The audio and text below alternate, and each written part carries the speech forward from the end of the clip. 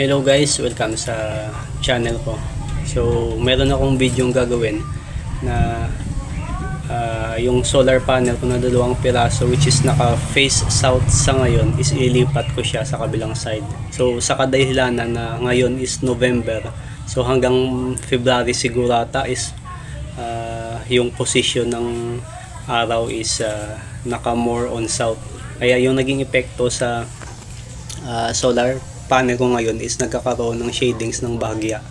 Yun, yung nagkaroon ng effect sa harvest. Kaya ipapakita ko sa inyo once na ano yung magiging resulta pag inilipat ko siya sa kabilang side, which is wala na siyang shadings. Yun nga lang, naka-face north na siya, which is hindi siya ideal para dito sa atin sa Pilipinas. Pero yun, tingnan na natin kung ano yung magiging improvement, which is iniwala naman ako na magkakaroon siya ng magandang improvement pag natanggal na natin yung shadings doon, which is sa magiging bagong position niya ngayon. So let's go guys, tingnan natin yung itong yung setup ko 12 volts at may dalawa tayong charger na tig po 40 amperes. So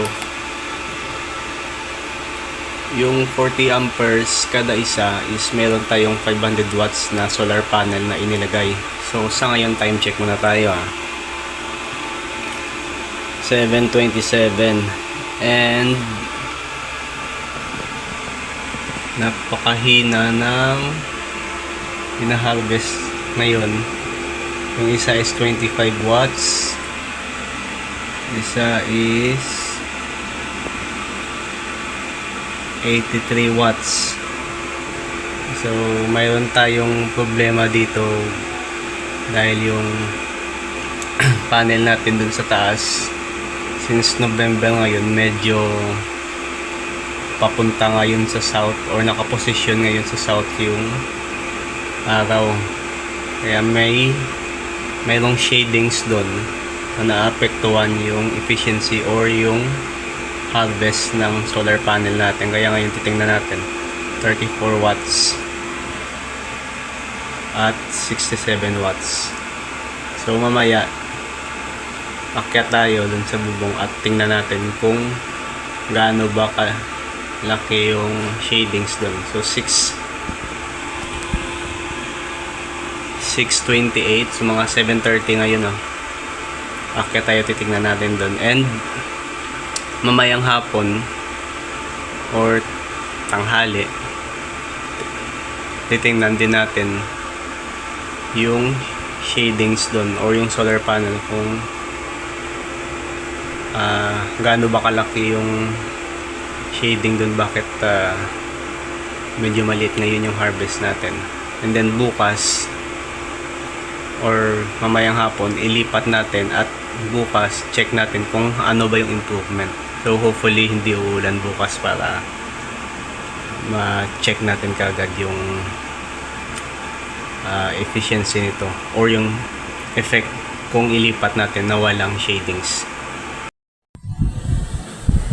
So ito na guys, ito yung dalawa kong 500 watts solar panel, tig isang SCC yan at tig 40 amperes. So kung titingnan natin yung panahon ngayon is napakaganda, walang kaulap-ulap. Ito dito sa malapit sa araw, yan, natatakpan ngayon ng puno. Ito yung sinasabi ko na malaki talaga yung binagsak ng harvest. Or 7:30 pa lang ngayon, dapat medyo malaki-laki na rin sana. Yung nakita natin kanina mga nasa 50 watts lang 50 watts or 80 watts. So kung titingnan natin napakaliit lang ng area na tinatakpan ng puno, pero napakalaki naman ng effect niya sa harvest. So titingnan natin bukas kasi plano ko lilipat dito sa kabila, which is walang shadings. Although may puno dyan, pwede natin i-trim yun at kung susukatin naman natin nasa south ngayon yung araw, hindi magkukos ng shadings yung puno dito sa kabilang side ng bubong namin. And guys, so mamayang tanghali Kasi dito, mga alas 10 hanggang alas 12 or alauna ata. Maganda yung harvest niya dahil siguro walang shadings. So, siguro mga alas 2 punta akyat tayo dito. Check natin yung pag bumagsak na yung harvest. Check natin yung sitwasyon ng panel kung nagkakaroon ba ng shadings. Dahil dito sa pader guys, yun.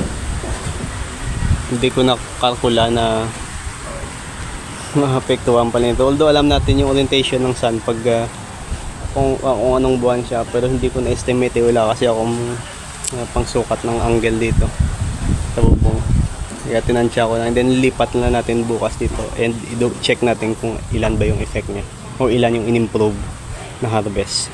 So yun, makikita natin na gaano talaga ka importante na 100% na naaarawan yung panel natin kasi malaki yung effect nito pag kahit konting shadings lang, malaki yung effect. Sayang naman yung oras na yun na dapat naka 100% yung harvest niya, although hindi 100%, I mean 100% yung area ng sikatan ng araw. Naapektuhan ng konting area ng shadings is bumabagsak yung efficiency niya or bumabagsak yung harvest niya. Sayang naman, sana ilipat natin, may area pa naman dito.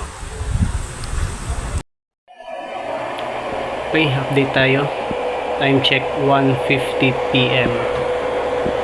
So, kasalukuyan mayroon tayong hina-harvest sa isang charger is 164 watts and 13.4 yung charging voltage, 12.27 yung current. And then sa kabilang charger naman 163, same lang, 163 watts. Charging voltage is 13.47 and current is 12.16. So kasalukuyan yung battery voltage natin is 13.3. So naka set to sa 13.8 yung floating charge. So magsa-stop yung charging at 13.8 volts. So check natin sa taas, baka may shadings, and tingnan natin kung gaano kalaki yung shading ngayon, and baka mag-start na din tayo sa pagbaklas para ilipat dun sa kabilang bubong. Okay, nandito na tayo ngayon sa taas ng bubong, and kung makikita nyo medyo malaki-laki na yung shadings ngayon dahil dito sa pader ng kabilang bahay. Titingnan natin yung araw is walang kaulap-ulap. Yan, kung mapapansin nyo, siguro mga nasa 1/3 ng area ay natatakpan ng pader. So kung i-base natin yung harvest doon is mga nasa 164 ata, no? So almost ano lang yun, 164, mga nasa sobra ng konti sa 30% based doon sa capacity niya na 500 watts. So mamaya tatanggalin natin to, ilipat natin dito sa kabila. And then abangan na lang natin sa part 2 yung magiging bagong result ng harvest pag nilipat natin dito sa kabilang bakod, which is hindi naabot ng shading. Yun nga lang, medyo naka-angle siya ng konti. Not sure, siguro mga nasa 15 degrees, 10 to 15 degrees yung angle niya. Facing north naman to, ngayon facing south. So mas maganda sana kung facing south, kaso wala tayong magawa since may pader yung sa kabilang bahay. And see you guys sa part 2.